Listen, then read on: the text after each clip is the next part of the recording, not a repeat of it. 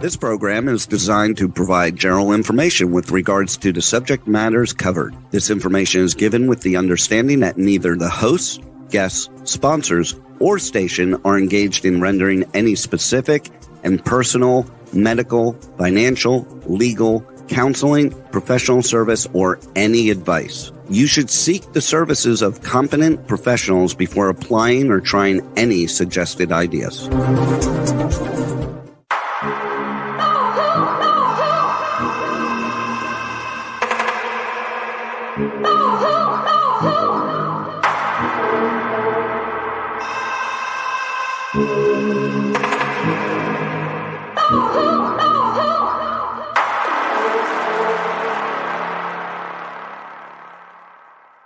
Good morning, true seekers and true crime junkies. Welcome back to another episode of Hit the Road Jack, Finding the Zodiac. I'm going to welcome back to the show today, Terry Batcher. Hello, kids. Hi, hiya. Morning, hiya. Info. Good morning, everybody. Good morning. And our soul getters, Harriet Suchet. All right. iPhone again, so hopefully next time. iPhone. We love you guys. I love you too. We left off last week at the Albany, New York letter where I thought things kind of got interesting. Again, I get to see now why I included things like the Charlie Chop-Off series of crimes that occurred in New York, because after reading my own notes, years and years later, I've been talking about Charlie Chop-Off, I think, for at least about 3 weeks now in regards to some mutilated boys that were occurring in New York. And I had consistently written that off as something that was not likely to have been the Zodiac, and then I caught myself up to the New York or the Times Union Albany, New York letter, and I think that's what probed me to actually look into those murders and include them in the presentation. But before we get started, I wanted to address a YouTube commenter who had made a comment in regards to one of the episodes, and they asked why I have guests if I'm the one that's going to do all the speaking. Now, it's unfortunate they didn't have any real good question in regards to evidence or otherwise, that they really were just kind of, it's that ad hominem argument again, beating up on me. But the bottom line and the easiest or simplest way to describe this is I paid for it. I paid for it. I have the presentation. I put this stuff together. This is what I chose to do. And I ask you guys on as Nolan, my history buff, my media buff, my journalism buff. And then we've got Terry B, who does some, I think, extenuating research. I think you've spent hours and hours in some of these cases, and you know far more about the logistics of these cases than I do. Harriet has been with me since I started. I think she was involved actually well before I was with Dennis Kaufman and putting together some of these communications and information. Mm-hmm. On the Zodiac killer, and then eventually discovered encoding things based on what Dennis had shared with her. So I think that you all bring a great piece to the presentation that helps for other people to understand a little bit better maybe why I've made some of these connections, right? Yep. I met Dennis at your house in Citrus Heights years ago, and he was big on Black Dahlia at the time.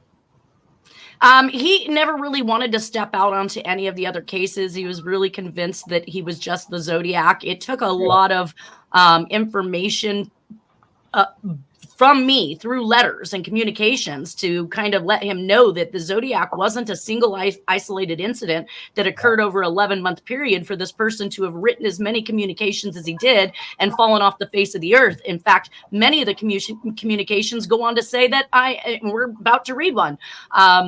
Actually, let me just step into that.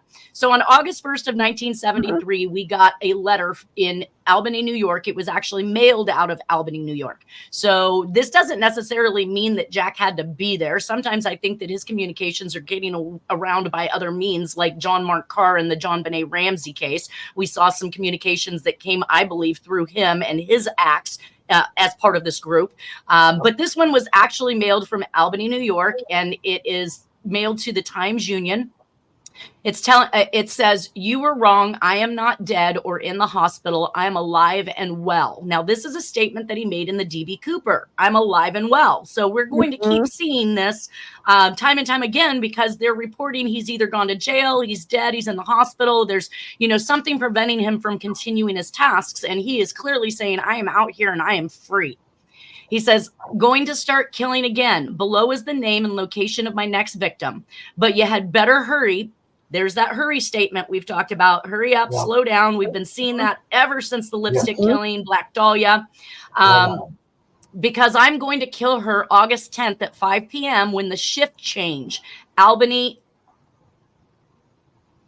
is a nice town. Followed by a cryptic message. And that cipher was actually fairly quickly decoded, and it read, "Albany Medical Center. This is only the beginning." And it actually had some information that was redacted, so I wasn't able to determine what that first portion was. Do you know what that message said, Harriet?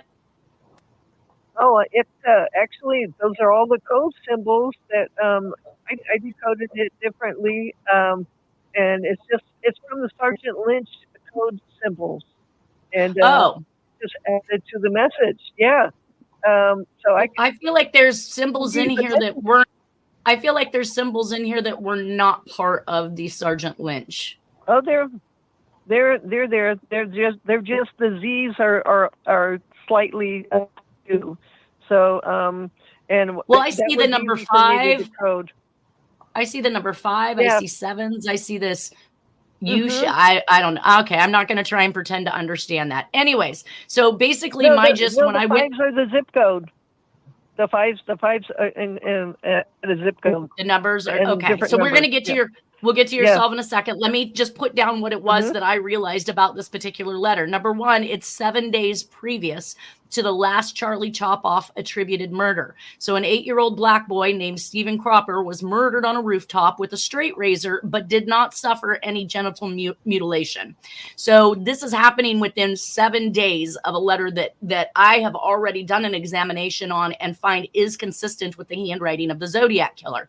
So he's telling the public they're wrong about his whereabouts. He's going to start killing again, even though I show he hasn't stopped. He gives the name and location and a code. He's going to kill on the police shift change or the nurses shift change. I'm not sure which one they're alluding to at this point. It's date and time stamped like the Zodiac. It has double postage like the Zodiac.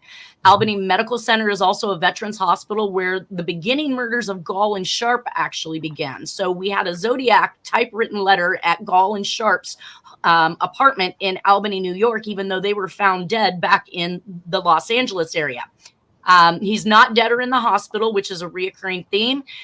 He's talking about next and who's next, which is just like Armand Robles from Black Dahlia, Dr. Edward Adams.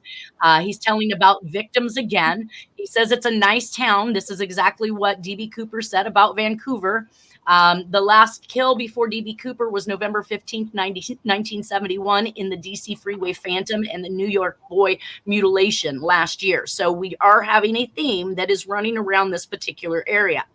This is the communication I've been waiting for, and we see the last murder 7 days from now in the New York boy mutilations. However, the killer is claiming an adult female who works for Albany Medical in this letter, which ties back into the nurse murders. So we just keep having everything wrap itself right up around what we know is Zodiac. This was another person's take on it, which I thought was rather interesting. It was, they say that this was sent to the Albany Times newspaper postmarked August 1st, 1973, and obtained by Tom Voigt from the ZodiacKiller.com. The letter threatens to kill on the precise date of August 10th at 5 p.m. on a shift change, just 9 days later.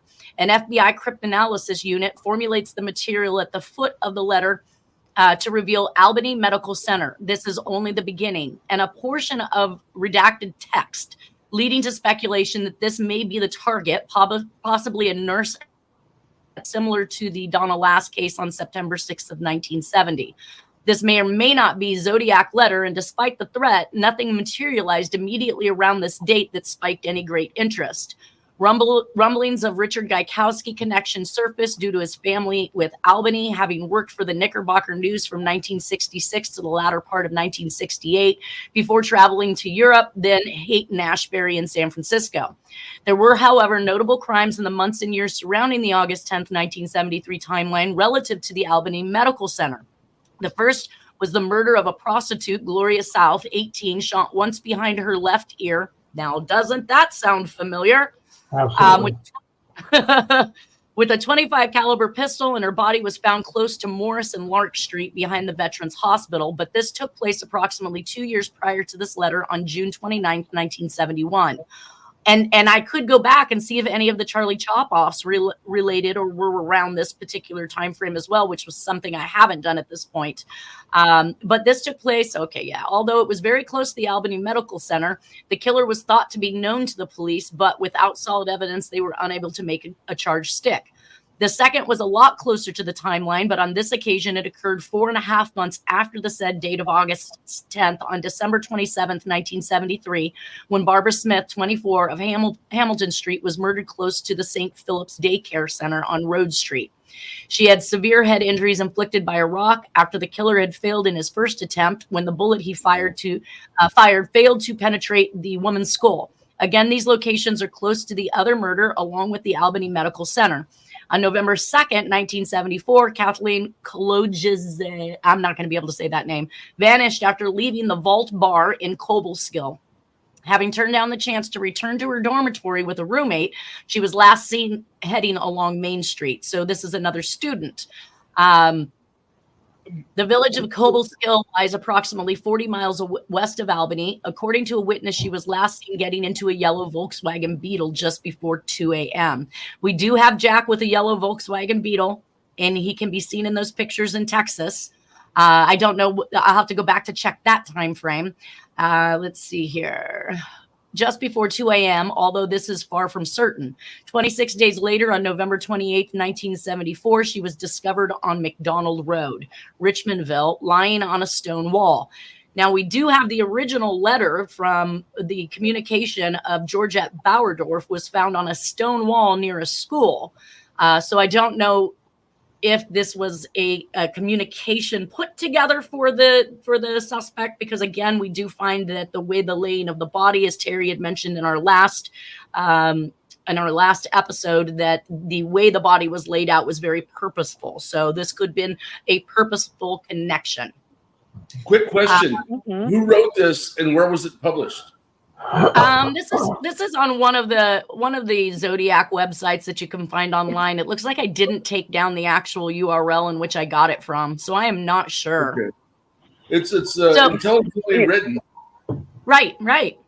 So, lying on a stone wall, she was partially clothed, just like many of the victims, have been brutally stabbed in the back and shoulders numerous times. Kathleen's autopsy was carried out at the Albany Medical Center. These murders occurred from June 1971 to November 1974. The Zodiac's hiatus in confirmed correspondence occurred between March 1971 with the Los Angeles letter or questionable Pines card in January 1974 with his last reputed contact in the form of the Exorcist letter. Now, he says last reputed contact. That is not. Exorcist letter is not where the Zodiac ends. But as likely is that And again, he makes a very good point. From March of 1971 to November of 1974, there is this hiatus from the Zodiac killer, but we see these other serial killing sprees pop up in these other locations. So, but as likely is that a 1971 Zodiac letters marked the end of one era only for a new one to begin. My thoughts exactly. Is it possible the Zodiac switched from one location to another during this timeline, or maybe the Zodiac is simply being credited for crimes far and wide beyond the realms of reason? Many researchers question the nature of certain crimes like un-Zodiac-like in their modus operandi, but he did once claim in the November 9th, 1969 bus bomb letter that he would change the way the collecting of the slaves. I shall no longer announce to anyone when I commit my murders. They shall look like routine robberies, killings of anger, plus a few fake accidents, etc. So who knows? The murders of Doreen Gall and James Sharp provided another link, but in a different way. In the Gall residence was located in Myrtle Avenue, which is in Albany, within touching distance of the Albany Medical Center. Gall and Sharp had been brutally murdered and disfigured. Their bodies found on November 21st, 1969 in a Los Angeles alley between Arapahoe Street and Magnolia Avenue. And that takes me back to the Magnolia murders, which was more the Black Dahlia era.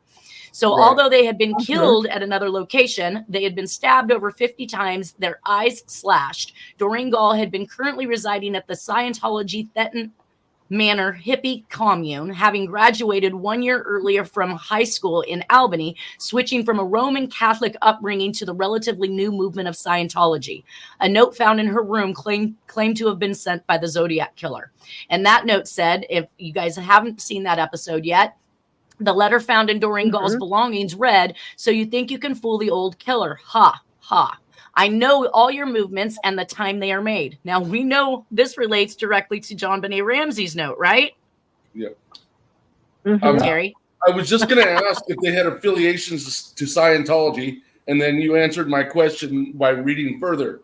But also, there's rumors that these people were linked to the Manson clan, too. And the Manson clan is suspected, Davis in particular, because he had affiliations with Scientology. And so they were suspected of these murders as well. 69, I'm pretty sure at the end, I think the information that we researched shows that the Manson family actually had a ranch or resided in a ranch that Scientologists had owned. And when they were raided, they found some of the machinery and the equipment that Scientology uses. So that's how they put that connection together, correct? Right. And then Manson had lots of connections with Scientology, and so did several of his followers, most notably his right-hand man, Bruce Davis. Right. And we're going to call them the family because we've heard that mentioned by Manson. We've seen where that's come in recent Netflix documentaries. We call them the family, but they're the powers that be, realistically. And Harriet, I think you were trying to say something, right? Oh, no, I was just agreeing, but the family also is lightning amen. Definitely. And it had a ranch in a similar area. Gotcha. Going on there, and then the links to the Ashbury. Oh, you're cutting out really bad. Okay, I better sit up then. I'm just going to say the links to the Haight-Ashbury, and then of course you got Janis Joplin. There's a lot of loops that go right around centering around the bullseye. Wow. Right. Go ahead, Terry. Well, time is short. That one jumps out at me, but I was going to say... I haven't gotten there yet. Why are you doing that to me? I'm sorry. That wasn't the one I wanted to talk about. I'll wait my turn. Yeah. I got another thing to say. Go ahead. I know all your movements and the time they are made. This is definitely a direct relation to the John Benet Ramsey note. Time is short. Enjoy life while you can. So enjoy is a word that is used consistently throughout the Zodiac communications. Time is short. So time being another relation to the Zodiac and also to being a relation to Sherry Jo Bates' confession letter where time is short and to Black Dahlia. You are too beautiful to live. Yes, you are too beautiful to live and I must kill you, which is back to that justified retribution. Like he has to do whatever it is that he's doing, the Zodiac Killer. Was the Zodiac a resident of Albany at some point or had close ties with Albany? Having known of Doreen Gall and at least been present during some or all of these events. The link to Albany can be provided through both letters from the Zodiac angle, but whether the Zodiac Killer ever set his wingwalkers down in the streets of Albany, we may never know. So what did you want to add to in regards to the time is short? All time is the word short to be the operative word to be short with Elizabeth Short. I can't help but feel that he made a reference there. And also, he's misspelled the word too, and you are too beautiful should have been T-O-O. So he intentionally misspelled that, which is typical Zodiac Killer. So, yeah, I mean, I'm not seeing the handwriting here, but it's Zodiac Jack 101 otherwise. You know. Yeah, we've already passed the Doreen Gall. I was just making reference to somebody else's take and how they put that information together as well, which is consistent with what we're saying. Right. And that brings us actually to... What's that? Real briefly, I learned the other day that by happenstance, the late actor Steve McQueen was almost at the Manson killing, but we'll go into that later. He was almost. I don't. Yeah. He was friends with Sharon Tate. But anyway. Gotcha. Later on So that. she was up in the movie realm, so she's probably bound to be friends with lots of actors. Harriet, you have a solve on this particular Colt. No, you have a solve on this. Yeah. What's that? No, yeah, I have close. the solve on. The Colt, yes, the Colt, Manson Colt. I said the word close. He was very close to Sharon Tate. Sorry. Okay, gotcha. Okay. All right, so you have a solve on this particular letter, the Albany, New York letter, correct? Yeah, it was pretty easy for me to do, and it came out as a surprise. To make a quick reference, we think our T's in there actually when you look a little closer, might be sideways X's anyway. So that's how the solve came out. Diplomat Hotel, Edward John Walsh, II, and then it's saying XX-1950, Teresa Diane Walsh, Reve, same name.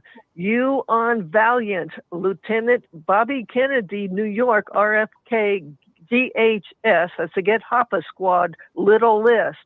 Teresa Switch ID with Shy Ugly LEP, that's Limited English Proficient, UTI, under the influence, comedy, sold NAIBTU, that's the National American, that's the International Brotherhood Teamster Union, HAFA, multi 90 kilo LA cocaine at 95404 Lorraine Way location, that's in Santa Rosa, going to die, North OHV, Morgan Valley Road, at 95457, Bureau of Land Management. So he was trying to warn, and it's signed Zodiac.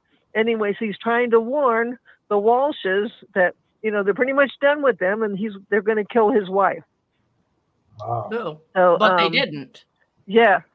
No, they didn't. They ended up, he accidentally gets Kamahili, Jeanette Kamahili, because he's saying numerous times I'm seeing this. Yeah, and Jeanette Kamahili is the one who ends up, and he's very sorry. And then he says later on he's saying he's going to get even and get their first son. Oh. Anyways, the John Walsh connection over and over and over again. He accidentally killed the wrong person? Is that what you're saying? Yeah, he meant there was an intent under Nixon's execute order to get Reve Walsh to try to teach John Edward Walsh and all the stuff that they were doing a lesson, and it didn't happen. It ended up being Jeanette Kamahili. So how did he make a mistake like that?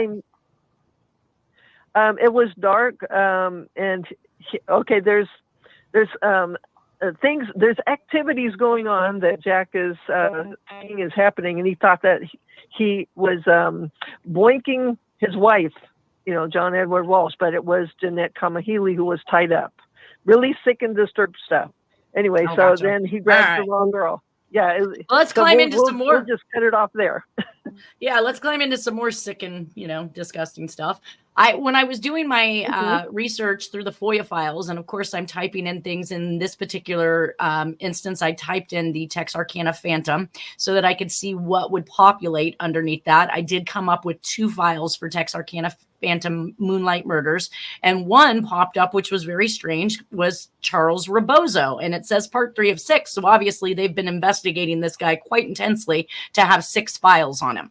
And Charles Rebozo comes forward on August 1st of 1973. So the same day that letter is written in Albany, New York, he comes forward stating $100,000 from Dick Danner in 1969 on behalf of Howard Hughes to be paid to the Republican presidential campaign in 1970.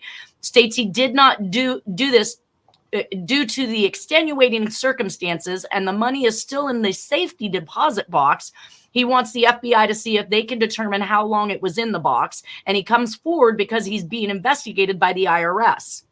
Jack Anderson is an actual columnist who breaks this story, and it sounds to me that Rebozo was being investigated in the Watergate scandal, and he wanted out. Yes, that's better known as BB Rebozo. He was one of Richard Nixon's best friends. He lived in Florida, and he was part of the finance funding for CREEP, Committee to Re-elect the President. So yeah, this is all part of Watergate. Okay. Yeah, and that's making sense based. Yeah. Do you have any information on Bebe Rebozo? Just that he was, that he's just like he said, he's linked to Nixon, which is linked to some people that were funding Nixon that ended up betraying Nixon. But anyway. Well, you guys are going to find that the connection between him and some of the stuff that's coming up is pretty astonishing, especially when it applies to the solves of Harriet. So I'm going to go on with this information. He was an American, Florida-based banker and businessman who was a friend and confidant of President Richard Nixon. Rebozo received a letter threatening his life in 1974. I've not seen this letter. In 1976, Rebozo was the subject of a bank fraud investigation. The loan application Rebozo filed with Hudson Valley National Bank, Yonkers, New York, stated that the loan was for residential real estate when it was actually used for business. Rebozo repaid the loan with interest, and the bank did not file a complaint. Rebozo died on May 8, 1998, of complications from a brain aneurysm. Now, Rebozo first met then U.S. Representative Nixon in 1950 through Florida Representative George Smathers. Smathers had recommended Key Biscayne as a vacation destination to Nixon, who eventually established a residence there, which was later nicknamed the Winter White House by journalists. While Nixon was vacationing in Key Biscayne, Smathers and Rebozo take Nixon deep sea fishing. Rebozo and Nixon then started a friendship that endured for 44 years. Rebozo quickly became best friend and financial and real estate advisor to Nixon. And in 1968, Rebozo changed his party from Democrat to Republican. According to Rebozo, the two men were swimming together at Rebozo's home in June 1972 when Nixon was first informed of the Watergate Hotel break-in, and he was with the president on the night that Nixon resolved to resign from his presidency. John Dean, Nixon's lawyer, testified before the House Judiciary Committee that he had been ordered to direct government agencies covertly to punish a journalist who called Rebozo Nixon's bagman. Rebozo was investigated for accepting covert payments of $100,000 on behalf of Nixon. Journalist Jack Anderson speculated that Watergate special prosecutor Archibald Cox had been fired because he had started to investigate Rebozo's role in Nixon's accepting covert payments.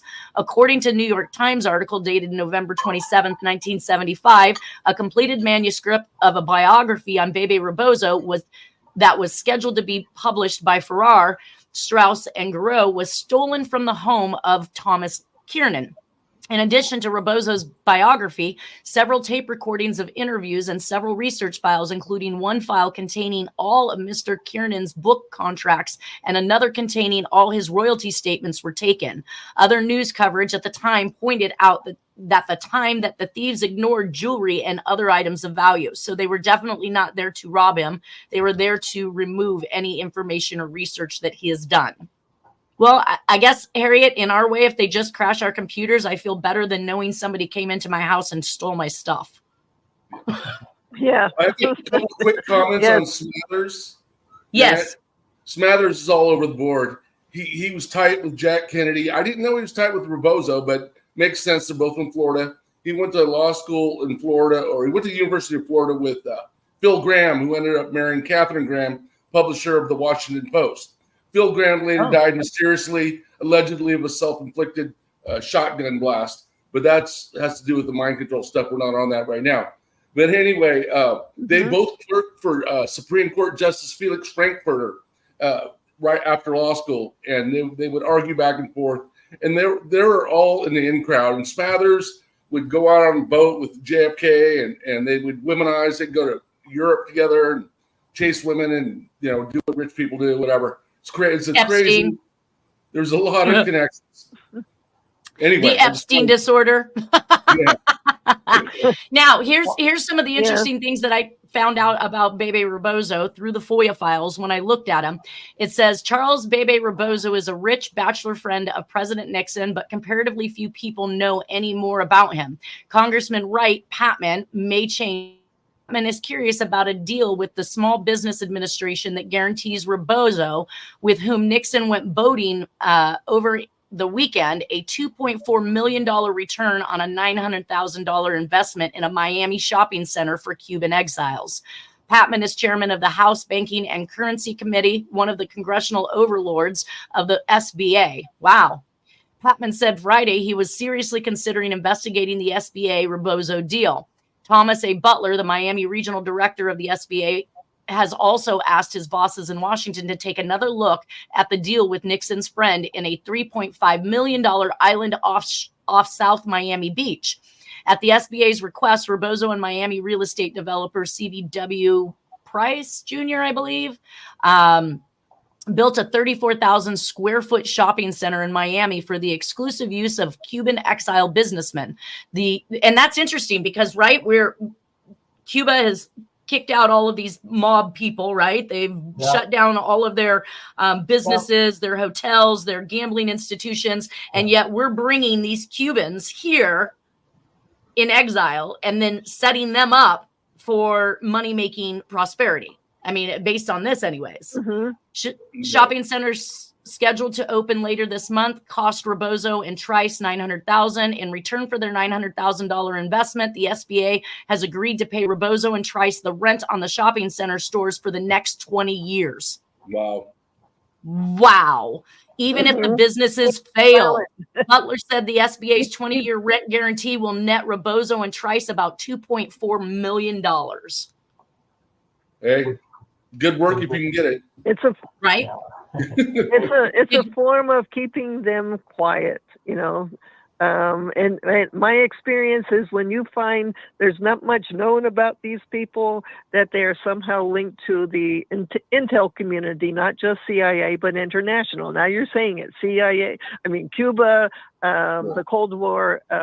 So that's my take on that. That, you know, it's not saying he's a really bad guy, but he was put in position where he, in order to remain happy and alive, that would make it so he would remain silent on a lot of things for the next 20 years. Yeah. Well, if he's going swimming with George Smathers and Richard Nixon, he's in deep. Right. Yeah. What do you know about Maurice Stans? He's from my hometown. He was Maurice Stans was in charge of the committee to reelect Nixon. He was the finance director of Crete. Okay. Yeah. Well, this one goes on to talk about. This one goes on to. Sorry, this one. The letters go on to talk about Jack Anderson, who is the journalist that's trying to out this information. And it says, enclosed for information are newspaper clippings pertaining to Jack Anderson's recent column on Howard Hughes. It will be noted that Anderson's merry-go-round column does not appear regularly in the Las Vegas newspapers, and accordingly, the articles are editorialized rebashes of his merry-go-round column. With reference to Anderson's article of 8/7/71, wherein he made mention of SAC Las Vegas, to date, there has been only one press inquiry in the matter, which was responded to in strict compliance with the text approved by the Bureau on 8/9/71. So the FBI in strict, right, telling what's going to actually be said. The general reaction to that article in Nevada is that Anderson is off on another of his name-calling tangents, and in this, as in many other issues, his charges are not only false, but also ridiculous. And that bothers me because they are admitting to the fact that, yes, he's writing a letter about Rebozo and about Nixon and about Hughes and how this merry-go-round went around, and yet they're calling him off his rocker, which is oftentimes what Harriet and I receive, or even Terry, right? You're told you're off the rocker if you put something good together. So the FBI is trying to discredit Anderson? Is that what's going on? Correct. Okay. Well, Anderson, too, is all over the board. I believe he wrote for the Washington Post as well, which is Phil Graham. That's what it said. He's a publisher, yep. And but he was one of the most influential columnists of all time. Absolutely. And he was heavy duty during the Watergate era and after. So, and if you're telling the truth, then you must be a conspiracy theorist, and you must be, off on some tangent, of course, based on the FBI. This one goes on to say Watergate Special Prosecution Force, WSPF, advised subject, which is Rebozo, he is a target of a grand jury inquiry regarding possible tax evasion violations. So Special Prosecution advises him of being, and I'm not sure how that, well, I guess that does wrap itself around Nixon and Watergate and re-election. And the WSPF requested investigation to determine subscribers of 2 telephone numbers in Mexico City, which numbers were called from the Key Biscayne Bank and Trust Company, Key Biscayne, Florida, of which subject is the president. So that's Rebozo. promptly determined subscribers of these numbers. Note, WSPF by memorandum requested above information. This matter involves a $100,000 contribution to the Republican election campaign, which reportedly was made by Howard Hughes through Rebozo. So we've got one letter stating that Jack Anderson's on a tangent on his merry-go-round stuff, and you know, don't take any, there's no salt in his game here. But then on to the right, they continue to say that Rebozo is being investigated for likely exactly what Jack Anderson was promoting and printing. Charles G. Rebozo is the subject and target of a grand jury inquiry concerning possible violations of the tax evasion provision of Title 26 and the conspiracy provisions of Title 18 in the United States Code. Of course, that goes on to continue to talk about the phone calls coming in from the bank. This will confirm information telephonically furnished to Assistant Special Prosecutor Paul E. Michael on July 15, 1975. Confidential sources abroad advised that as of June 1972, Mexico City telephone number was listed to the offices of Banco Nacional de Mexico at Calle Monterrey 33, which telephone service was discontinued in July of 1974. I want to see if there's anything else. This concludes the investigation. Director's press conference. Dear Mr. Hoover, just a note to express my appreciation as well as that of many with whom I've talked about your forthright stand with regards to the Martin Luther King episode. Everyone knows of that fine, unbiased position which you have always taken on matters pertaining to your government. It is unfortunate that extremes from any segment of our citizenry refuses to acknowledge any other viewpoint. Wow. I am not necessarily speaking of the extremes of the left, but also those of the right. There comes a time when each of us has to, in good conscience, speak his mind, and your doing so in this instance was well warranted, but long overdue. My very best wishes for your continued health, happiness, and success. So there's a Hoover shout out in the middle of this. Did Rebozo write that, or who wrote that? They're writing it. And yours very true. Yeah, Rebozo. Sorry. Yeah. To Hoover. Oh my God. Yeah. I just bought. It was by El Borelli, who did the Frank Olson book, and it's about Hoover and his involvement in the cover-up of the assassination of JFK. He basically says he's he basically names him as a co-conspirator after the fact. And here he is getting props by Rebozo. Yeah, this is awesome. Then from Honorable C.G. Rebozo, Chairman of the Board, the Key Biscayne Bank, it says, Dear Mr. Rebozo, your communications has been received, and I want to take this opportunity to thank you for your complimentary remarks and staunch support. I have one more point to make on that. The reference to Martin Luther King, the reference by Rebozo to Martin Luther King is kind of a veiled blackmail threat, because Rebozo probably knows that Hoover was part of the whole assassination plot of King. Right. It's just disgusting. It says the left and the right. So Rebozo's saying, something on you, Hoover. Don't fuck with me. Excuse me. Go ahead, Harry. He's Republican. He was Martin Luther King was Republican. So yeah, there's definitely a quiet little blackmail thing there. Remember him? Remember that case? A lot of people forget that Martin Luther King was Republican. I don't know. I would have assumed to be left of center. But Oh, I went to Martin Luther King Law School. I never heard that. I'm sorry, because if people keep on bringing him up, and they think that he was on the Democrat side, which he was on JFK's side, but as far as the party, he was a Republican. Well, people took over his bailiwick are both left of center. Especially Al Sharpton, Irvin Al Sharpton. Mm-hmm.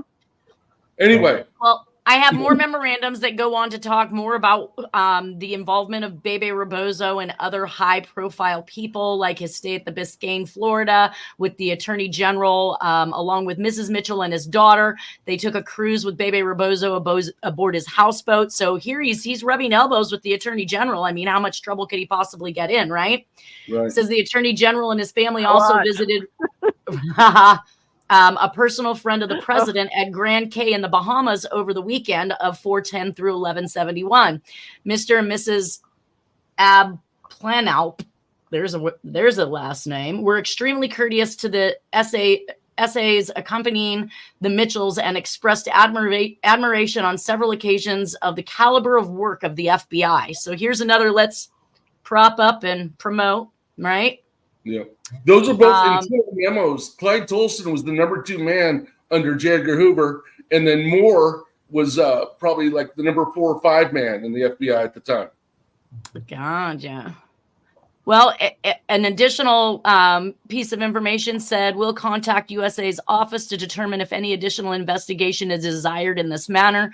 For the information of the Bureau, Charles G. Rebozo, president of the Key Biscayne Bank, was interviewed on 12/1/1970 and a personal friend and confidant of President Nixon and a friend of the Attorney General Mitchell. So this just goes on to show how wrapped up they are.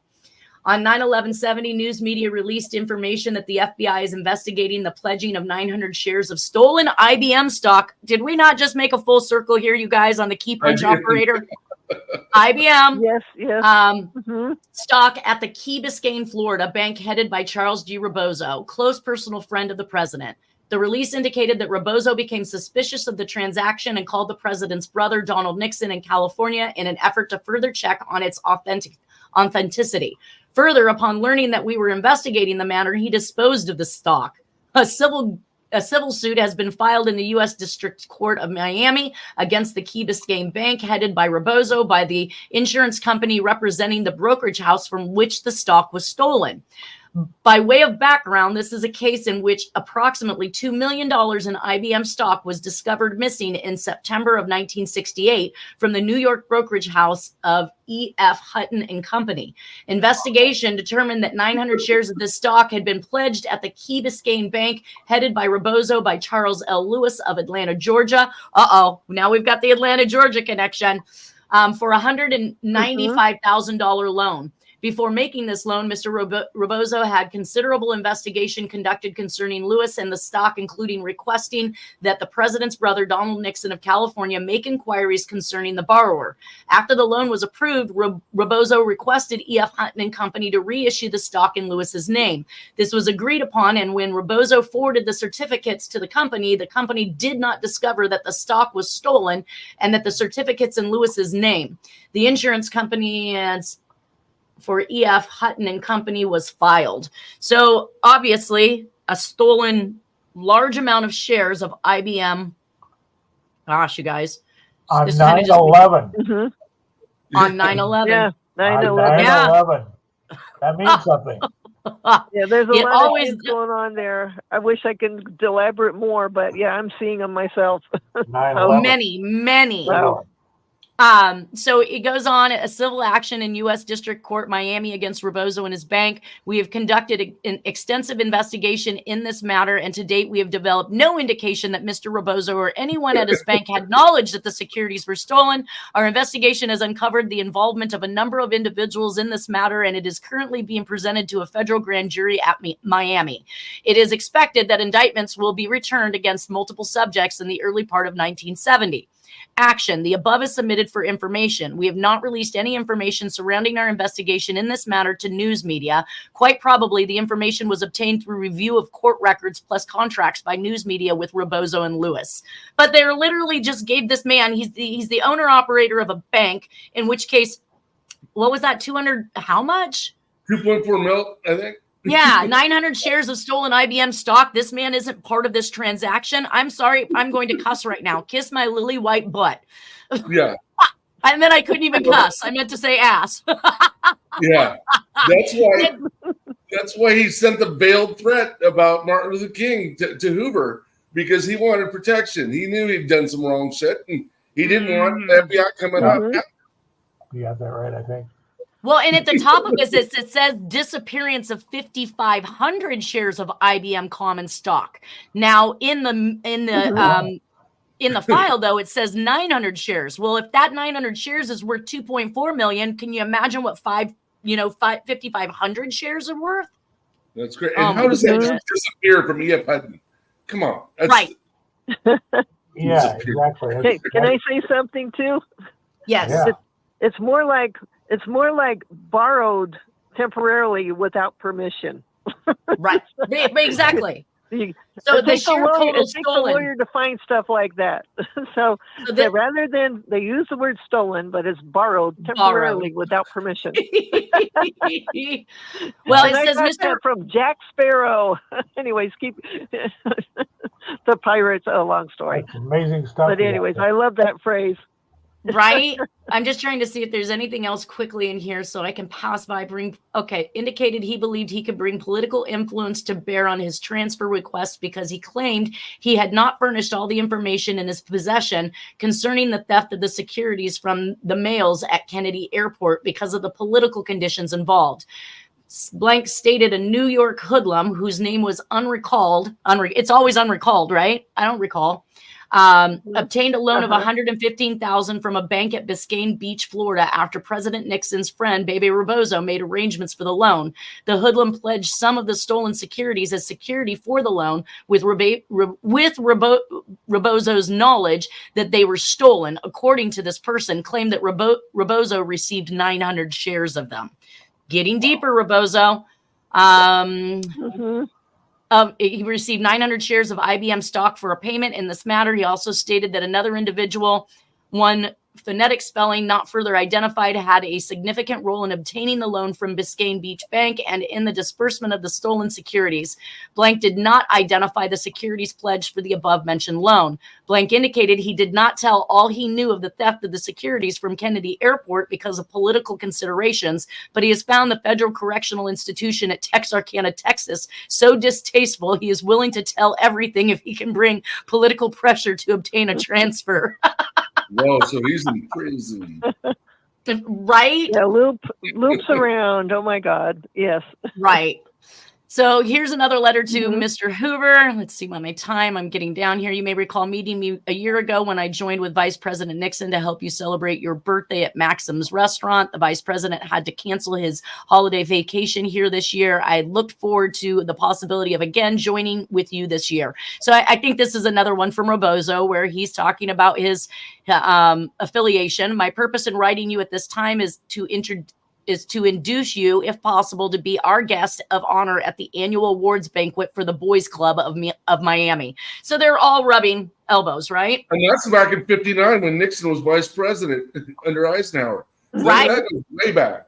Yeah. So now he's getting a response. Dear Mr. Rebozo, your letter of January 14th, 1959 has been received, and I appreciate the interest prompting you to write me. I am greatly interested in the Boys Club movement.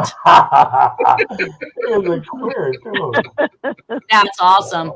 So here's one of the articles by Jack Anderson, Hughes Political Moves Revealed. So it's basically a Las Vegas Review Journal. Editor was Don DiGilio, and the titles were Howard Hughes. So here's one of the articles that was written in regards to, and this one is in fact written by Jack Anderson. So this is the article they were trying to downplay. We had a translation to Spanish. I'm not even sure. Oh, so this has got Cuban references to it. So it's basically talking about different Carlos Rivero Collado, changing the subject somewhat. Do you believe that everything has been published concerning the participation of Cuban counter-revolutionaries in the Watergate case? So now we can start to see where these exiled Cubans are now being given this freedom to come start up businesses under the guise of the SBA, who is promising Rebozo and others to receive a 20-year contract of payments and rents made regardless of whether or not the business has failed. Oh my gosh. Now, I have literally only a minute and a half left. I know you guys are being very patient, but I came apart when I started to look up Charles Rebozo. I came in with things like Adnan Khashoggi, George Steinbrenner. He's Saudi prince, correct? He ran Contra affair. He's an arms dealer. Yes, that too. Mm-hmm. I want to say really quickly because I showed him. So here he is, Anon. Now, I want to read this one real quick. We can come back next week, but it says that Warner has over the years been observed in the company of Adnan Khashoggi, a high-rolling gambler who frequently visits Las Vegas. Khashoggi is reported to be the son-in-law of King Faisal of Saudi Arabia. Warner accompanies Khashoggi during his gambling in Las Vegas, and various reliable informants had reported that Warner makes arrangements for female companionship for Khashoggi and members of his party. So basically what I found in this research between these three people was basically human trafficking, women, things that we're starting to hear about in Harriet Solve. Yep. Oh, And yeah. Patrick Gray was Prince group. In the head day of it the was pronounced, FBI for a time under Nixon. Right. it was pronounced Khashoggi in the day. Yeah. He was a guy who fell from graces. Long fall for that guy. The book Veil by Bob Woodward, Khashoggi's all over that book, and it's about the Iran-Contra and Secord, and Yeah, he is. Okay, Bush, guys, Reagan. We literally just hit our mark for this week, but we will pick up on this the following week, and we'll cover a little bit more of Khashoggi and his friendship with Rebozo and their affiliation with human trafficking of females and the things that Harriet talks about in her solves. I want everybody to have a wonderful weekend. Take care, and we'll see you next week. This was a great episode today. Yes. It was awesome. Yes, it was. All right. Thank you, guys. Cool. Take care. Thank you.